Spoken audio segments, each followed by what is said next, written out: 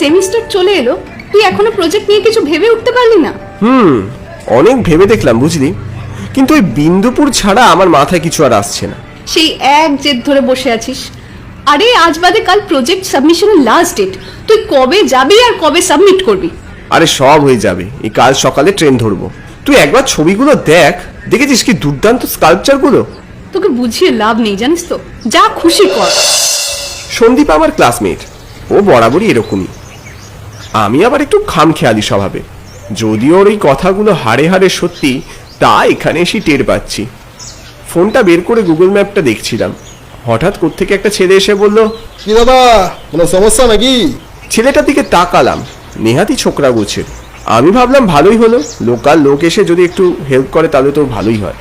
এই এনসিয়েন্ট স্কাল্পচারগুলো এখানে কোন দিকটা গেলে পাবো? মানে ওই ডান হাতের রাস্তা ধরবো নাকি বাঁ দিকের? লোকটা মাথা চুলকিয়ে বলল, হ্যাঁ, মোবাইলে কি দেখাচ্ছে?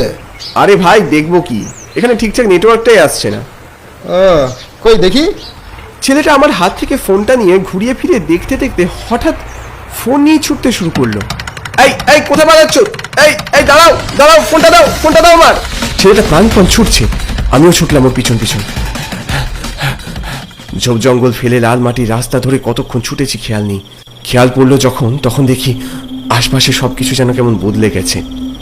নিজেকে আবিষ্কার করলাম এক ভগ্নপ্রায় প্রাসাদের পিছন দিকটায়। এদিক ওদিকে তাকিয়ে ছেলেটাকে কোথাও খুঁজে পেলাম না। আমার ফোনটা ওটা কি আর পাওয়া যাবে? সব ইম্পর্টেন্ট ডকুমেন্টসগুলো ওই ফোনটার মধ্যেই আছে, এমনকি প্রজেক্ট ডিটেলসও। ওটা না পেলে আমার এবারে পরীক্ষা দেওয়াটাই আর হবে না। এখানে তো চারদিকে বুনো ঝোপ আর জঙ্গল, কি জানি কেন মনে হলো এখানে কোথাও আছে ছেলেটা। গলা ফাটিয়ে চিৎকার করলাম, এই যে, আমি জানি তুমি এখানেই আছো, আমার ফোনটা ভালো ভালো দিয়ে দাও, নয়তো আমি পুলিশে জানাতে বাধ্য হব।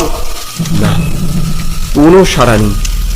এদিক ওদিক তাকিয়ে দেখি জঙ্গলের মাঝে একটা খিলান মতো।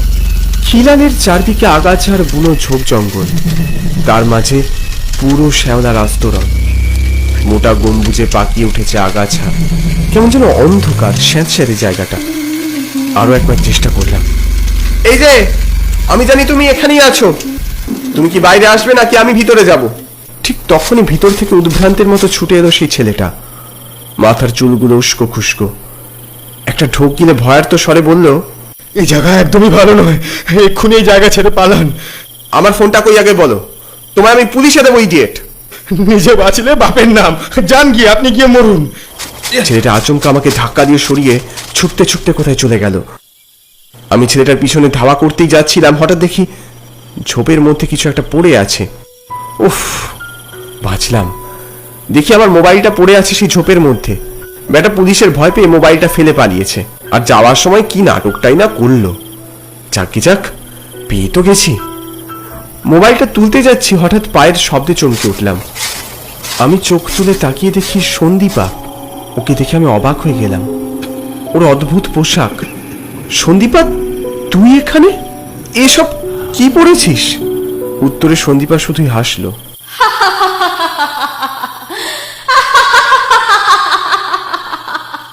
অদ্ভুত হাসি।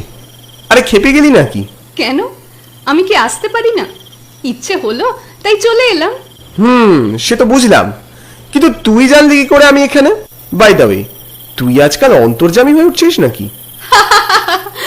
অন্তর্যামী কেন হতে যাব? হঠাৎ ঝোপের মধ্যে পড়ে থাকা ফোনটা বেজে উঠল। দেখেছিস ফোনটা যে পড়ে আছে সে খেয়ালই নেই। দাঁড়া, কথা বলতে বলতে ফোনটা তুলছিলাম, নাম্বারটা দেখে চমকে উঠল। ফোনের স্ক্রিনে ভেসে উঠেছে সন্দীপা ইজ কলিং। এটা কি করে সম্ভব? সন্দীপা তো আমার সামনে দাঁড়িয়ে আছে। ভালো করে চারপাশটা তাকালাম, সন্দীপা কোথায়? শুধু একরাশ শূন্যতা আর পুঞ্জ পুঞ্জ অন্ধকার। এসব কি হচ্ছে? ভয় ভয় ফোনটা তুললাম। হ্যালো, কিরে, ঠিক করে পৌঁছেছিস? হ্যাঁ, মানে তুই এখন কোথায়? কোথায় আবার? কলকাতায়। কেন? কলকাতায়? মাথার মধ্যে সবকিছু তালগোল পাকিয়ে গেল। সন্দীপা যদি কলকাতায় থাকবে, তবে এতক্ষণ ধরে আমার সামনে দাঁড়িয়ে কে কথা বলছিল? হ্যালো, কিরে, চুপ হয়ে আছিস কেন? না না, কিছু না। আমি ঠিক আছে, আমি তোর সাথে পরে কথা বলছি। ফোন রাখার সঙ্গে সঙ্গে ফোনটা সুইচ অফ হয়ে গেল। হতভম্ব হয়ে চুপ করে দাঁড়িয়ে রইলাম। ওই লোকটাও যেন কি সব বলে গেল। না না, আমার মনে হয় এখানে দাঁড়িয়ে থাকাটা একেবারে বুদ্ধিমানের কাজ হবে না। তাছাড়া সন্ধেও হয়ে এসেছে। জঙ্গল থেকে সবে বের হয়ে আসতে যাব, ঠিক তখনই আমার চোখের সামনে কিছু আলোক রেখা ভেসে উঠল। জঙ্গলের মধ্যে আলোক রেখা! আমি নিজের দু চোখকে বিশ্বাস করতে পারছিলাম না। এই জঙ্গলে আলোর আভাস আসবে কোত্থেকে? আমি অবাক হয়ে দেখলাম সেগুলো আসলে আলোক স্তম্ভ। সেই আলোক স্তম্ভের কাছ থেকে অদ্ভুত এক শব্দ আসছে। শব্দটা গাড়ির, কিন্তু গতানুগতিক মোটর গাড়ির মতো শব্দ নয়। এই জঙ্গলে গাড়ি, তাও আবার পুরনো আমলের। কিন্তু সেদিকে বিন্দুমাত্র ভ্রুক্ষেপ না করে আমি হেঁটে চললাম। কিন্তু আমি যত জোরে হাঁটছিলাম, পিছনে সেই গাড়ির শব্দটা ততটাই জোরে বেড়ে যাচ্ছিল। আমি চলার গতি বাড়ালাম, আমার পিছনের গাড়ির গতিও বেড়ে দ্বিগুণ হলো। একসময় ছুটতে শুরু করলাম, সঙ্গে সঙ্গে সেই গাড়ির শব্দ দ্রুত থেকে দ্রুততর হলো। ছুটতে ছুটতে ভাবলাম, এইভাবে আর কতক্ষণ? আর নয়, এবার থামা উচিত। আমি থামলাম। সেই গাড়ির আওয়াজও স্তব্ধ হলো। পিছনে ঘুরে তাকালাম, একটা আদ্যিকালের গাড়ি। গাড়ির ড্রাইভারের চোখ মুখ স্পষ্ট নয়। কি চাই? এভাবে আমার পিছু নিচ্ছেন কেন? কোনো উত্তর নেই। কি দরকারটা বলুন, নয়তো আমার পিছু ছাড়ুন। তাও কোনো উত্তর এলো না। বিরক্ত হয়ে আমি জায়গা ছেড়ে চলে যাব, ঠিক তখনই একটা খ্যাস খ্যাসে গলার স্বর পেলাম। দাঁড়াও, কোথাও যাবে না। আমি ঘাড় ঘুরিয়ে দেখি একটা লোক নেমে আসছে সেই গাড়ি থেকে। তাকে দেখে মুহূর্তের জন্য আমার হৃদস্পন্দন স্তব্ধ হয়ে গেল। কি করে সম্ভব? একদম অবিকল আমার মতো দেখতে লোকটাকে। মাথার চুল থেকে পায়ের নখ হুবহু, এ যেন অন্য আমি।